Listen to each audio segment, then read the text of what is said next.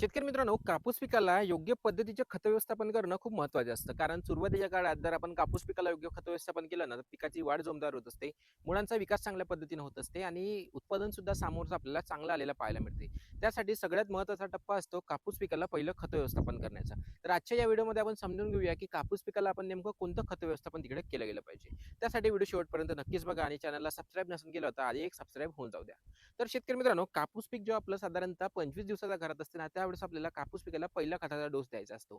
त्यामध्ये नेमकं कोणतं खत घ्यायचं ना, ते आपण समजून घेऊया. त्यामध्ये सगळ्यात महत्त्वाचं असतं एन-पी-के म्हणजेच नत्र, स्फुरद आणि पलाश यांची योग्य प्रमाणात मात्रा कापूस पिकाला जाणं महत्त्वाचं असतं. तर त्यासाठी तुम्ही बाजारात उपलब्ध असणारे एन-पी-के म्हणजे ज्यामध्ये आपल्याला 10-26-26 झालं, 12-32-16 झालं, 14-35-14 झालं, यासारख्या खतांचा वापर प्रति एकरी 1 ते 1.5 बॅग या पद्धतीनं तिकडे नक्कीच करू शकता. यावेळेस सोबत तुम्हाला जर हे खत मिळाले नाही, तर त्यावेळेस तुम्ही 20-20-0-13 किंवा डी-ए-पी यांचा वापर करू शकता. पण यासोबत तुम्हाला अतिरिक्त पोटॅशियम नक्कीच तिकडे घ्यावं लागणार आहे. यासाठी तुम्ही 10-26-26 जर तुम्हाला खतं मिळत असेल, तर हे खत तुम्ही प्रिफर करा.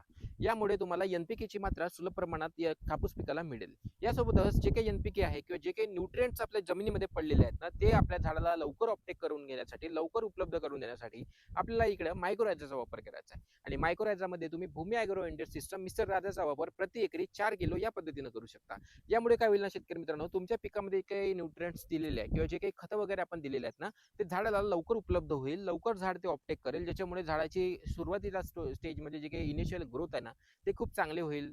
जे काही झाडाला एन-पी-के पाहिजे किंवा जे काही न्यूट्रिएंट्स पाहिजे, ते झाड स्वतः ऑपटेक करेल आणि स्वतः तो आपल्या पद्धतीनं ग्रोथ करत राहील. तर अशा पद्धतीचं हे खत व्यवस्थापन तुम्हाला कापूस पीक जेव्हा आपण 25 दिवसाचा होत असेल ना, त्यावेळेस तुम्हाला करायचा आहे. मिस्टर राजाचा वापर का करायचा आहे, हे मी तुम्हाला सांगितलंच आहे. याचा वापर तुम्ही कापूसच नव्हे, तर इतरत्र जे काही भाजीपाला वर्गीय पिकं आहे किंवा सोयाबीन वगैरे आहे, यासारख्या पिकाला करू शकता प्रति एकरी 4 किलो या पद्धतीनं. तर शेतकरी मित्रांनो, एवढंच खत व्यवस्थापन तुम्ही करून बघा आणि नक्कीच तुम्हाला चांगला फायदा झालेला पाहायला मिळेल. तुमचा अनुभव मला कमेंटमध्ये सांगा. काही प्रश्न असतील ना, ते सुद्धा मला कमेंटमध्ये विचारा ना. आपल्या पेजला सबस्क्राईब नक्कीच करून ठेवा. धन्यवाद.